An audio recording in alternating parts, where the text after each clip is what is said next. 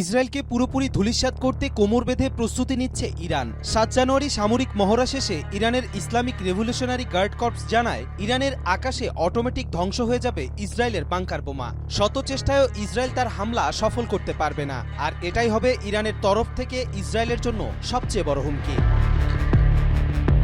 ইরানের বৃহত্তর পরমাণু গবেষণা কেন্দ্রগুলোর একটি নাতাঞ্জ। এখানে এমনভাবে আকাশ প্রতিরক্ষা ব্যবস্থা স্থাপন করা আছে, যে কোনো সময় মিসাইল, ড্রোন বা যুদ্ধবিমান ভূপাতিত করতে পারবে তেহরান।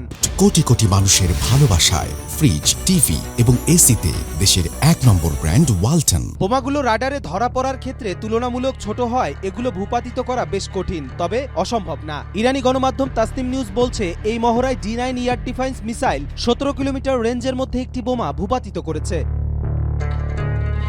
ইরানের এমন প্রস্তুতির বিপরীতে ইসরায়েলে রয়েছে গোল্ডেন হারাইজাম ব্যালিস্টিক মিসাইল, যেটি ইরানের এয়ার ডিফেন্সের ২০০০ কিলোমিটারের মধ্যে আঘাত হানতে পারে। ধারণা করা হয় এই গোল্ডেন হারাইজাম বা ব্লু স্প্রো দিয়ে ২০২৪ সালের অক্টোবরে হামলা করে ইসরায়েল। ক্ষতিগ্রস্ত হয় শক্তিশালী রাডার সিস্টেম ঘাদির ও 3096C। বিশেষজ্ঞরা বলছেন, ইরানের এমন বার্তায় চলতি বছরের প্রথমে ইসরায়েল তৃতীয়বারের মতো ইরানে হামলা করতে পারে। প্রতিশোধ নিতে পারে ২০২৪ সালের এপ্রিল আর অক্টোবরে ইতিহাসের সবচেয়ে শক্তিশালী ড্রোন আর ক্ষেপণাস্ত্র হামলার। সেই হামলায় ইসরায়েলের গুরুত্বপূর্ণ বিমান ঘাঁটি ক্ষতিগ্রস্ত হয়েছিল। ইসরায়েল জানিয়েছে, যুক্তরাষ্ট্রের সাহায্য ছাড়াই ইরানকে মোকাবেলায় প্রস্তুত তারা। ইরানের পরমাণু প্রকল্পে বোমা হামলার মতো কঠিন অভিযানও ইসরায়েল পরিচালনা করতে পারে।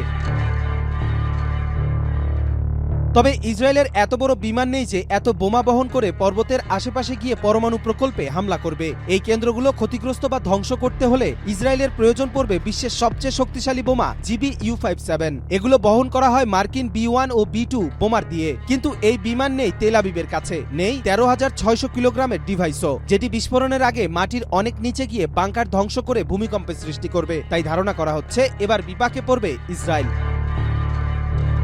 কবির চৌধুরী, জয়, মাই টিভি।